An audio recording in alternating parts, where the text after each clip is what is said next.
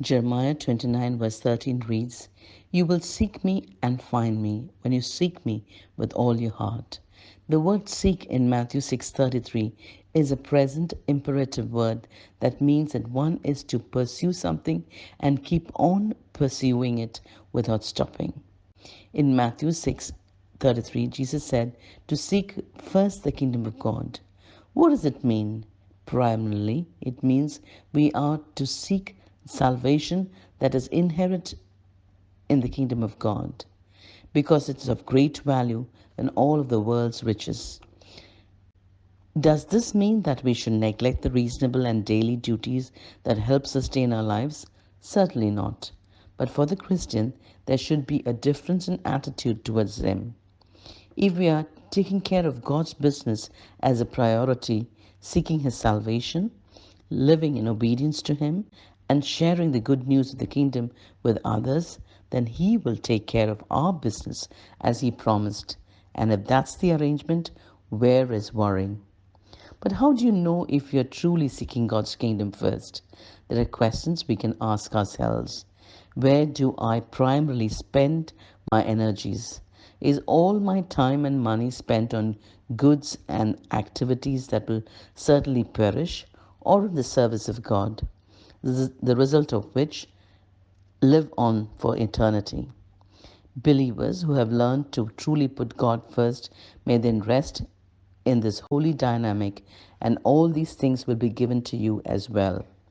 God has promised to provide for His own, supplying every need. Philippians 4:19. But His idea of what we need is often different from ours, and His timing will only occasionally meet our expectation. For example, we may see our need as riches or advancement, but perhaps God knows that what truly we need is a time of poverty, loss, or solitude. When this happens, we are in good company. God loved both Job and Elijah, but he allowed Satan to absolutely pound Job, and he let that evil woman Jezebel to break the spirit of his own prophet Elijah. In both cases, God followed these trials with restoration and sustenance. Jesus taught that our focus should be away from this world, its status and its lying allurements, and be placed upon things of God's kingdom. Then what does righteousness mean in this verse?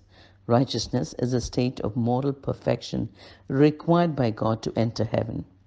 We cannot enter heaven on our own merit. Our relationship with God does should go as deep and as close as we allow it. God gives us the invitation for an intimacy and waits for us to pursue relationship with Him. There are seasons God pursues us, but in times He stands back and He's silent. He usually wants us to stretch forth and find Him. James 4:8 reads, "Draw near to God, and He will draw near to you." When we walk after God, we are putting ourselves in His path of blessing. The curtain that leads to the Holy of Holies is opened wide. When we choose to seek after Him, we move through the curtain and are translated into His kingdom of limitless access to everything He has. So, spending time with God and drawing close to Him is to our benefit. Are you willing? Be blessed.